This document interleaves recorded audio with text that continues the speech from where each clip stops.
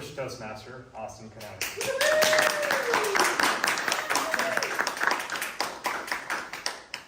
Extra, extra! Read all about it! Town criers screamed in the town for centuries, marketing to everyone in earshot. There's something of information that I have that you need to know, that you need to learn. Before we had gadgets and gizmos like our cell phones that allowed us to transmit anything we were thinking in the world across the entire galaxy to whoever wants to listen to it or hear it, we had to use our golden pipes or our voice for as far and wide as anyone could potentially hear us. Nowadays, public relations looks quite different. Public relations could be the use of the internet, could be social media. It could still be screaming in the center of a space so those could hear you. That actually happens quite a bit on campus if you spend enough time on campus. It could also be any form of media relations, like when you have a press conference, or when you get up in front of the world and say, I'm introducing a brand new business concept, and you need to know all about it. Or, more likely, you've probably heard an executive of a company, or maybe a politician, get up in front of the world and say, remember that accident that we caused? We're so sorry about that. We've learned from it. We won't do it ever again. Those types of moments are also public relations. For this presentation, I want to talk about how each of us has the opportunity to be our own public relations strategist for whatever it is that's important to you.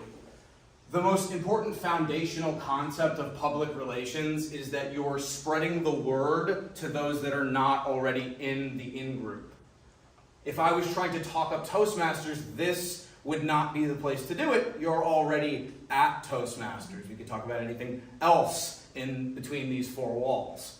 But when we are outside of this room, when we're outside of this space, there's probably an opportunity or two to talk up Toastmasters, if you are so inclined. And that's really what I want to get at in this presentation. What is it that is interesting to you? What is it that really gets you to think or get the creative juices flowing in your life? What are you passionate about? What is a subject where if somebody asked you about it, you could go on and on and on without the timer giving you the red card and go on and on and on and keep going? I want you to think of those subjects. Think of the groups that you belong to where you associate with others that are interested in those subjects. Whatever it may be, whether it was the philosophy group that was in here right before this class meeting, or maybe it's marketing or public relations, something that's interesting to me. Maybe it is computer science, or maybe it's information technology or security, or maybe it's raising a family and thinking of interpersonal relations around the world.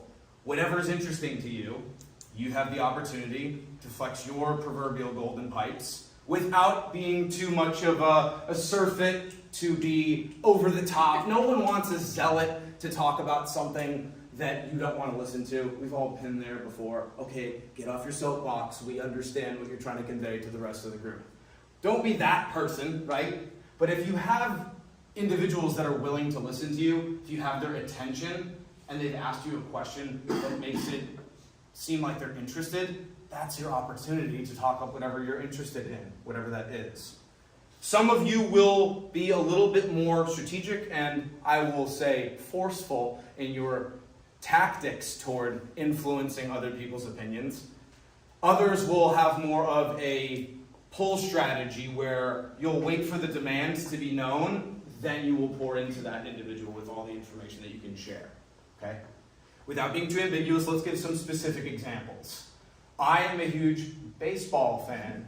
Many of you know this because you've probably heard a speech or three that I've delivered about baseball. In this environment, in Toastmasters, it is right for me to be a public relations evangelist for the subject of baseball to this environment because most of you probably are not baseball fans. It gives me the opportunity to maybe educate one of you or make one of you smile and say, oh yeah, I guess baseball's not that bad after all.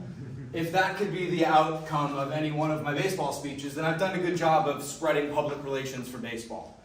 Similarly, I teach marketing classes. In my marketing classes, I often tout how important public speaking is, and I recommend students come to Toastmasters at FAU. Like my buddy Leo right here is in one of my classes, and he's been to so many of the meetings this semester. I'm so proud of him for that. When I'm outside of Toastmasters, that's when I'm touting how good Toastmasters is, how important it is for you to consider checking it out for your communication and leadership skills. I hearken back to all of you now. What is one thing that may be important to you? Does anyone want to be brave enough and share a hobby or an interest that you may have? Yes, Zarina. I feel like everyone knows it at this point, but being good with your hands is pretty important. I mean, at the very least, it can save you some money. Like, Okay. if you need to make any house repairs or you need to fix something minor, you can just have whatever you need on hand and take care of the problem. Or you can make something like I do.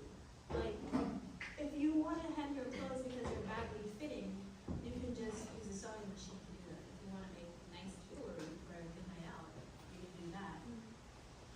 You can also do more major things like changing the tires on your car. I personally wouldn't do it because it's like the full weight of the car already, but we It sounds like unless you don't already have a YouTube channel of DIY with Zarina, you should, because it sounds like you're multi-talented, a jack of all trades. Maybe not a master of none, but always better than being a master of one. That's the full expression, by the way. Most people don't say the second part. Anybody else want to be brave and share a hobby or an interest that you may have outside of the realm of public speaking?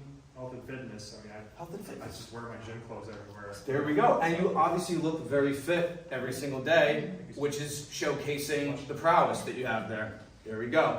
No matter what your interest is, whether it's baseball, health and fitness, do it yourself, it doesn't really matter. There are going to be little windows of opportunity for you to talk up that subject matter. I just want you to realize that you don't have to be a formal professional public relations person to be able to talk up whatever it is that you're interested in. You never know who you may wind up touching in a moment of you sharing, and that could give a light bulb moment for that person to pursue something that maybe was dormant in their interests, and now you've sparked that curiosity of it's time to get started. Or maybe you will become a professional public relations person, and you can get paid millions and millions of dollars to tout whatever it is those individuals are paying you to do. Nevertheless, we all have a marketer inside of us. It's just a matter of how much you unlock it and unleash it. I want you to talk up whatever you're interested in. Maybe it's a future speech for you at the Toastmasters Club at FAU. Back to you, Toastmaster of the Day.